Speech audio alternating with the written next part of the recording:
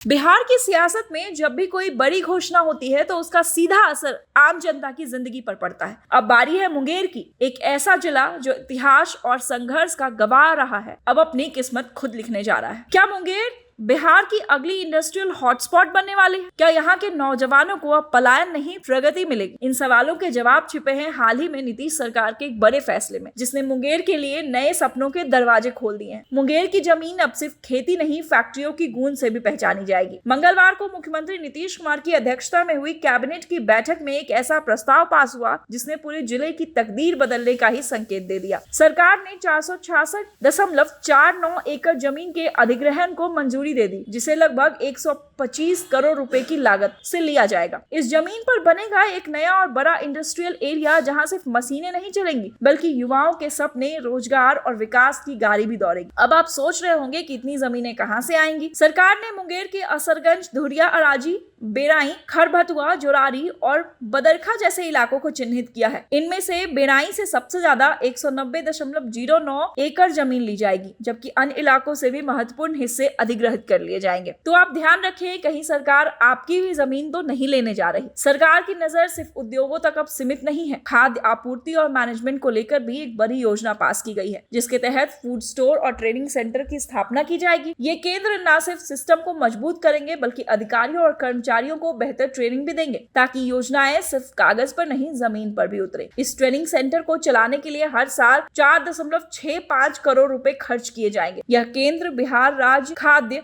और असैनिक आपूर्ति निगम के अधीन होगा और यहाँ समय समय पर कार्यशालाएं भी आयोजित होंगी। अब सवाल ये उठता है कि क्या ये सिर्फ एक विकास योजना है या फिर चुनावी शतरंज की एक और चाल? क्या आने वाले विधानसभा चुनाव से पहले सरकार मुंगेर जैसे जिलों में विकास का नया चेहरा दिखाकर जनमत को अपने पक्ष में करना चाहती है? सूत्रों की माने तो कई निजी निवेशक भी इस प्रस्ताव में दिलचस्पी ले रहे हैं। क्या मुंगेर में कोई बड़ा कॉर्पोरेट हब खड़ा होने वाला है? क्या ये बिहार के नोएडा की शुरुआत? एक जमाना था जब मुंगेर सिर्फ अपने हथियार उद्योग और इतिहास के लिए जाना जाता था, लेकिन अब मुंगेर भविष्य के उद्योगों की धरती बनने की ओर बढ़ रहा है। जमीन की मंजूरी, पैसा तय और ट्रेनिंग सेंटर भी फाइनल हो चुके हैं। अब देखना ये होगा कि ये सपना फाइलों में सिमट कर रह जाता है या जमीन पर अपना रंग भी दिखाता है, क्योंकि बिहार की असली ताकत उसकी जमीन नहीं, उस पर मेहनत करने वाले लोग हैं। तो क्या अब मुंगेर तैयार है एक नई शुरुआत के लिए?